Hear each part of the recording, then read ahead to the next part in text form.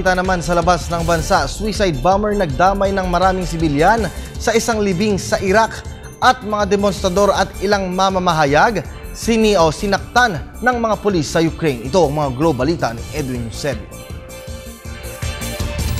May 10 tao ang napatay at may 25 iba pa ang sugatan. Ito ay nang pasabugi ng suicide bomber ang kanyang sarili sa isang funeral service para sa Sunni Muslim tribal sheikh sa northern Iraq. Wala pang umaakong sa responsibilidad sa pag-atake, subalit iniugnay ang suicide bomber sa Al-Qaeda na naging marahas sa mga pag-atake sa buong taon na ito.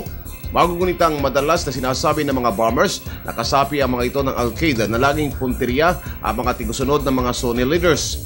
Ang huling pag-atake ay naganap sa bayan ng Hilagang Silangan ng Baghdad kung saan nakakatipon ng mga nakikipaglibing. Ang Iraq ay dumaranas ng pinakamalalang serye ng karahasan sa nakalipas na 5 taon.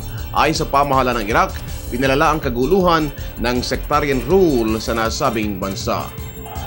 Sinaktan ng mga pulis sa Ukraine ang mga demonstrador, gayon din ang ilang mga mamamahayag.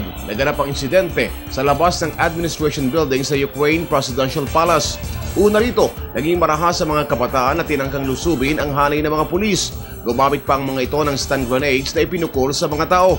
Dito nagsimulang itulak ng mga pulis sa mga demonstrador palabas haharapan ng Presidential Administration Building at sinaktan na mga nagmamatigas na umalis. Lumaba ang kilos protesta ng mga mamamayan sa Ukraine laban sa pasya ng pamahalaan ay tuloy ang pakikipag-alyansa sa European Union na nagpalala sa mararahas na paglalansag ng mga pulis sa mga nag-aaklas na Ukrainians.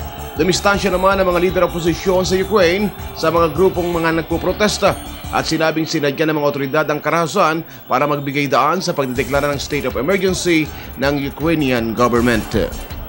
Para sa Telebisyon ng Bayan, Edwin Eusebio.